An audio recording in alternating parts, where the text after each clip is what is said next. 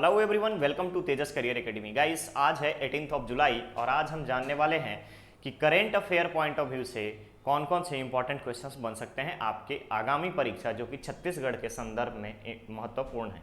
Okay, तो शुरुआत करते हैं आज के इस लेक्चर का। सबसे पहले चलेंगे क्वेश्चन नंबर 1 की तरफ, जहां पे आपसे पूछा गया है कि राज्य के लिए TV9 डिजिटल छत्तीसगढ़ चैनल की शुभारंभ किसने किया।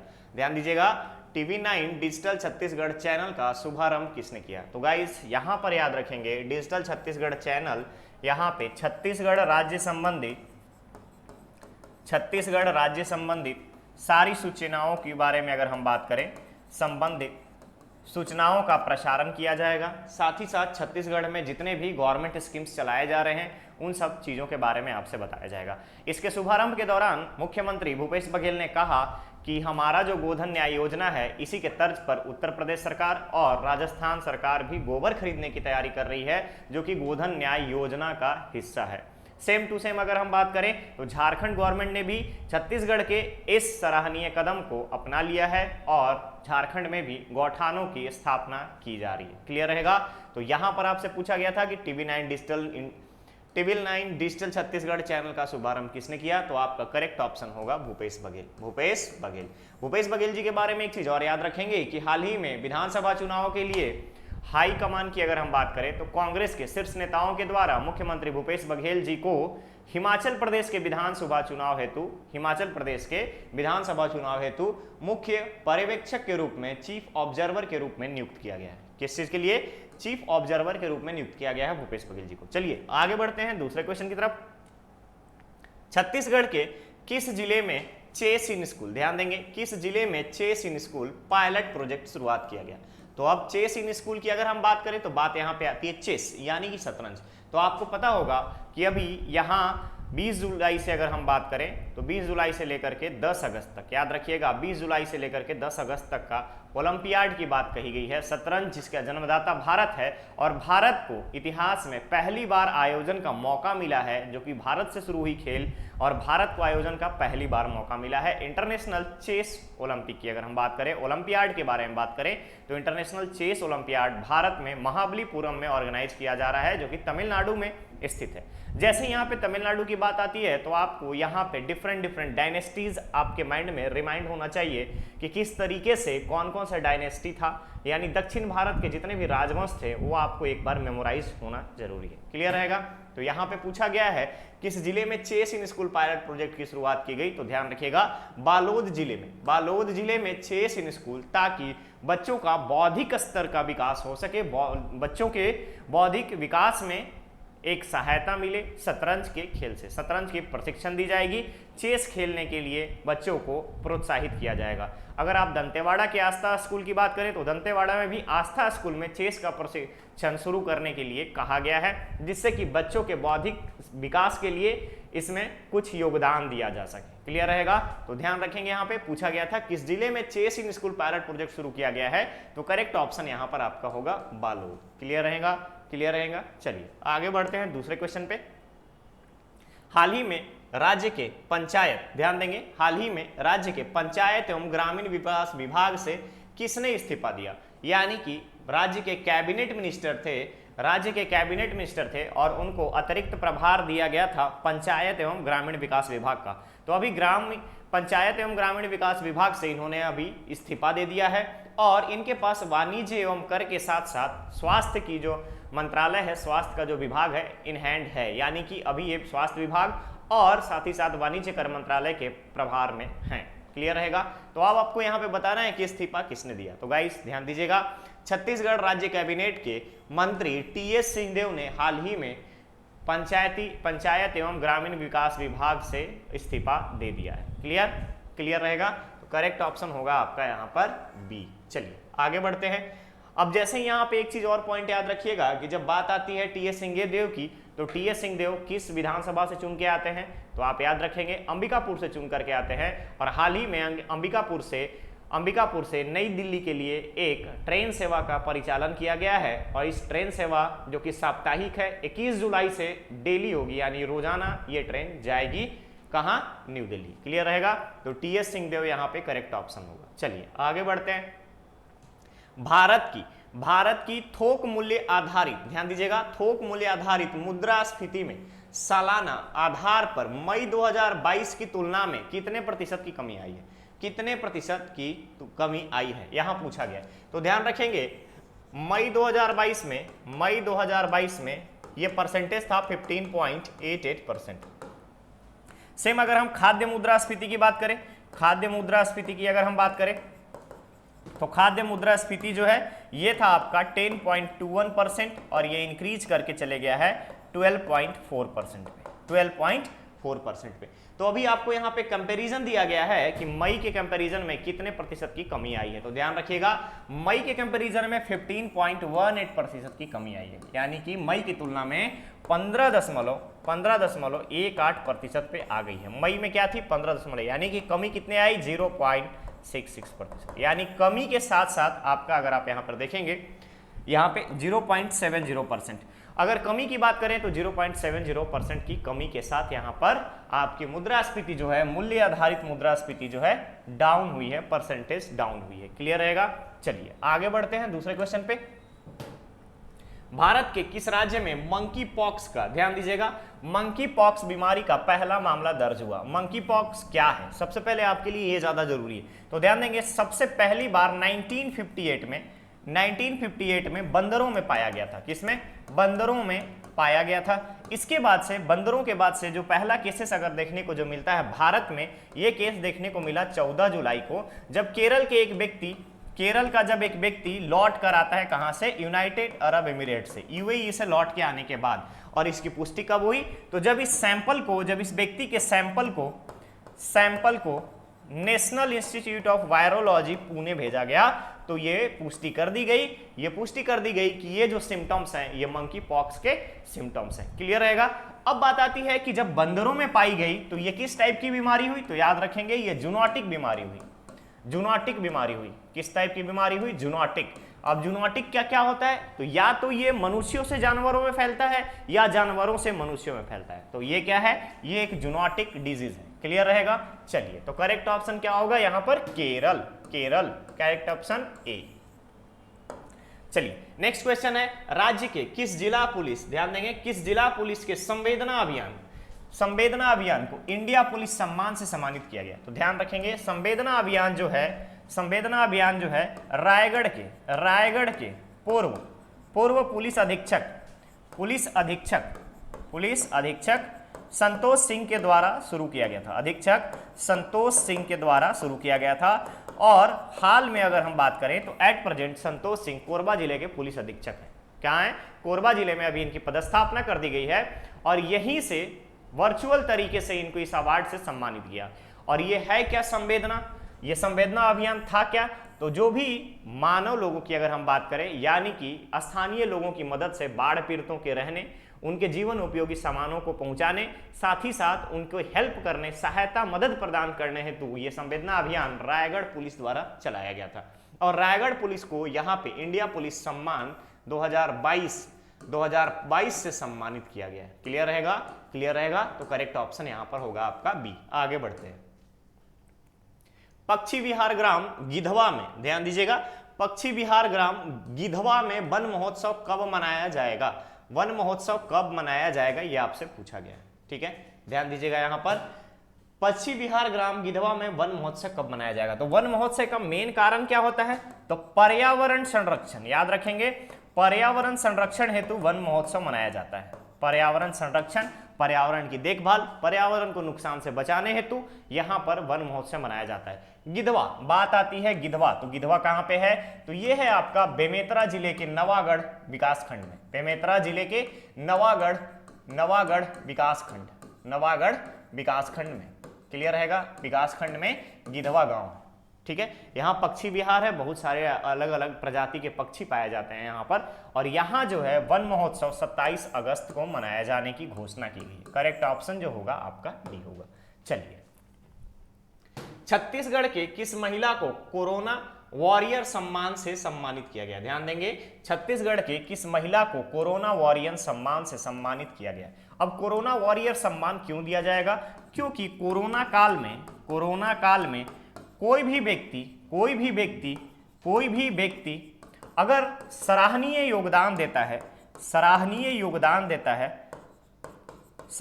योगदान के लिए कोरोना वॉरियर का सम्मान दिया जाता है। तो गाइस ध्यान रखेंगे, कोरोना काल में सराहनीय योगदान के लिए स्माइल वेलफेयर फाउंडेशन, ध्यान दीजिएगा, स्माइल वेलफेयर फाउंडेशन छत्तीसगढ़ एक एनजीओ है और इस एनजीओ की अध्यक्ष नीरू बिष्ट को, याद रखेंगे, नीरू बिष्ट को यह सम्मान दिया गया है, नीरू बिष्ट को यह सम्मान दिया गया है स्माइल वेलफेयर फाउंडेशन के चेयरमैन को। क्लियर रहेगा, क्लियर रहेगा। चलिए आगे बढ़ते हैं। बहुराष्ट्रीय कंपनी यूरेका फोर्ब्स के प्रमुख के रूप में किसे नियुक्त किया गया? ध्यान दीजिएगा, यहां पर यूरेका फोर्ब्स के प्रमुख के रूप में किसे नियुक्त किया गया है? तो गाइस यहां पर याद रखेंगे पीई इवेंट, ठीक है, पीई एडवेंट इंटरनेशनल कंपनी की सब्सिडरी कंपनी है यूरेका फोर्ब्स, ठीक है, यूरेका फोर्ब्स। और यूरेका फोर्ब्स की अगर हम बात करें तो यूरेका फोर्ब्स के नए अध्यक्ष के रूप में, यानी कि मैनेजिंग डायरेक्टर के साथ साथ सीईओ का पोस्ट के लिए प्रतीक पोटा को नियुक्त किया गया है। किसे नियुक्त किया गया? प्रतीक पोटा को। करेक्ट ऑप्शन यहां पर क्या हो जाएगा आपका? बी हो जाएगा, ठीक है। चलिए आगे बढ़ते हैं दूसरे क्वेश्चन पे। संतोष मांझी को राज्य के किस सम्मान से सम्मानित किया गया? Weight lifter, athlete, strong woman, miss Chhattisgarh. तो ध्यान देंगे, संतोष मांझी नाम जब यहां पर आता है तो आपके माइंड में आना चाहिए कि ये हैं एसीसीआर रायपुर डिवीजन की स्पोर्ट्स पर्सन है। क्या है? रायपुर डिवीजन की, रायपुर रेलवे मंडल की यहां पर ये स्पोर्ट्स पर्सन है। साथ ही साथ हाल ही में हुए राष्ट्रीय चैंपियनशिप में इन्होंने कांस्य पदक जीता है। चैंपियनशिप में इन्होंने कांस्य पदक जीता है। क्या जीता है? कांस्य पदक जीता है। क्लियर रहेगा, कांस्य पदक जीता है। इसके बाद जब राज्य स्तरीय प्रतियोगिता बिलासपुर में आयोजित किया गया, राज्य स्तरीय प्रतियोगिता की अगर हम बात करें जिसका आयोजन बिलासपुर में हुआ, कहां हुआ? बिलासपुर में। तो छत्तीसगढ़ में अगर हम बात करें जितने भी प्रतिभागी आए थे तो राज्य स्तरीय लेवल पर 357.5 ग्राम का वेट उठा करके 357.5 किलोग्राम का वेट उठा करके स्ट्रांग वुमेन ऑफ छत्तीसगढ़ का खिताब अपने नाम किया। तो करेक्ट ऑप्शन यहां पर क्या बनता है? आपका करेक्ट ऑप्शन बनता है सी। क्लियर रहेगा। अब बात आती है कि राष्ट्रीय चैंपियनशिप में इन्होंने वेट कितना उठाया? तो इन्होंने 445 किलोग्राम का वेट उठाया था।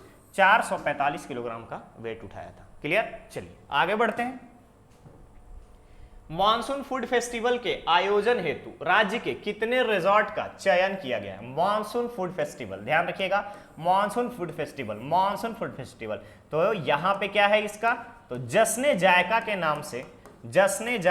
नाम से मॉनसून फूड फेस्टिवल छत्तीसगढ़ में आयोजित किया जाएगा। और हर वीकेंड की अगर हम बात करें, हर वीकेंड में यह आयोजन किया जाएगा। इसके लिए छत्तीसगढ़ के अलग अलग 5 रिजॉर्ट का चयन किया गया है। कितने? 5 रिजॉर्ट का चयन किया गया है। टोटल 5 रिजॉर्ट्स का चयन किया गया है जिसमें हर वीकेंड पे जश्न जायका मॉनसून फूड फेस्टिवल राज्य के लिए यानी छत्तीसगढ़ के लिए मनाया जाएगा।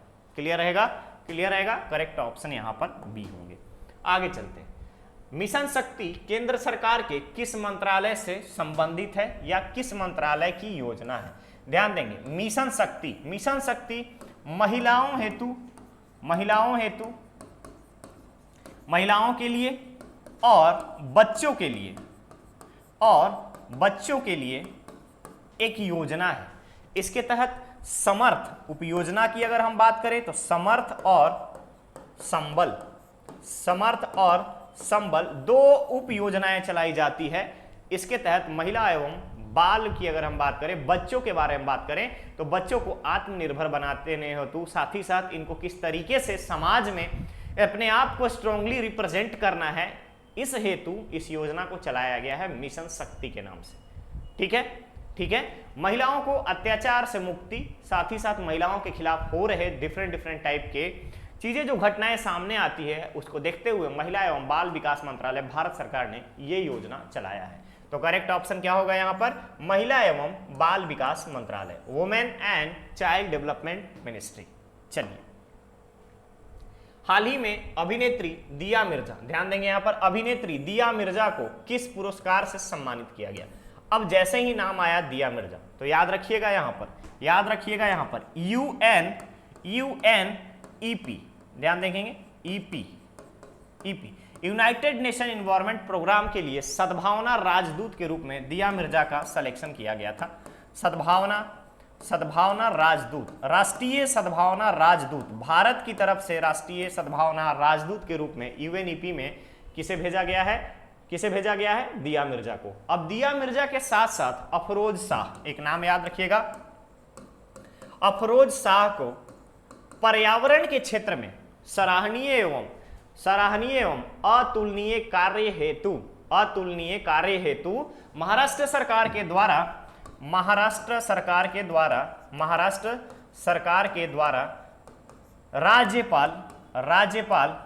राज्यपाल भगत सिंह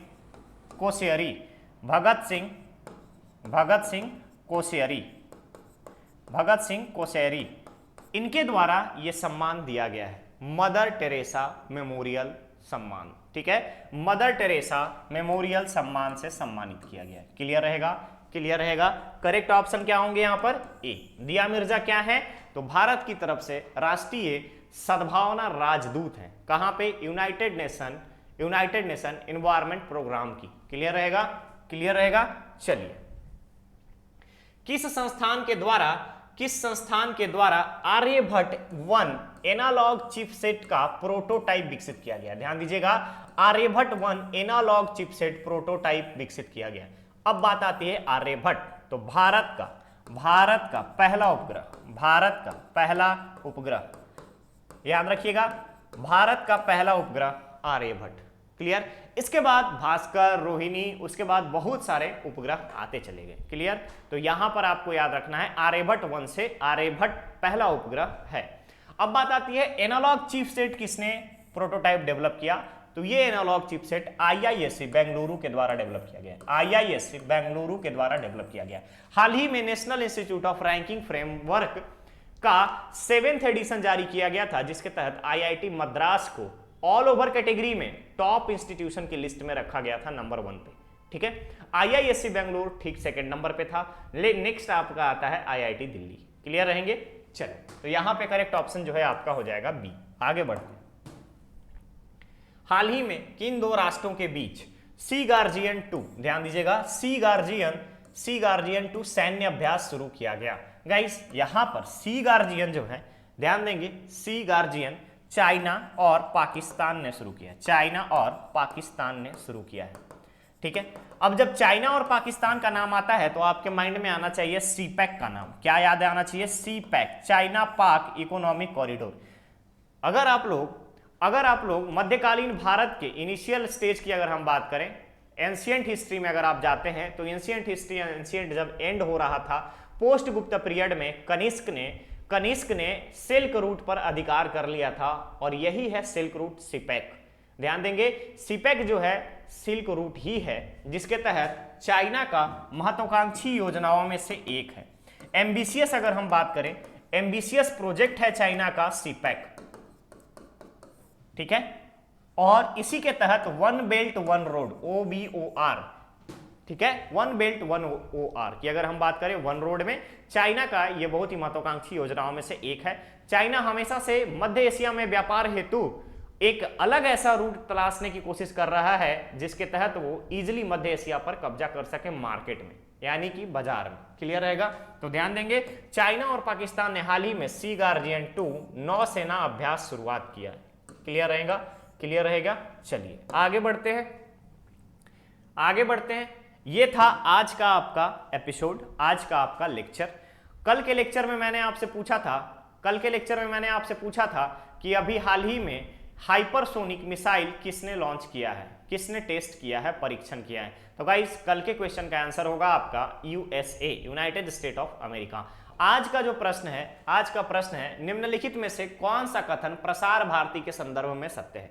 पहला है, प्रसार भारती के नए लोगों का लोकार्पण जो है 11 जुलाई को किया गया, इसका मुख्यालय नई दिल्ली में है, यह एक स्वायत्त वैधानिक इकाई है या फिर ऑल। इसका आंसर आपको कमेंट बॉक्स में कमेंट करके देना है, आपके कमेंट का हमें इंतजार रहता है। तो ये था आज का एपिसोड, हम मिलेंगे एक नए एपिसोड में, तब तक बने रहिए हमारे तेजस कैरियर एकेडमी के चैनल पर। चैनल को सब्सक्राइब करें, वीडियो को लाइक शेयर जरूर करें ताकि मैक्सिमम लोगों को यहाँ पे बेनिफिट हो, साथ ही साथ हम एक अच्छा एजुकेशनल कम्युनिटी डेवलप कर पाएं। ओके, तो मिलते हैं नेक्स्ट लेक्चर में।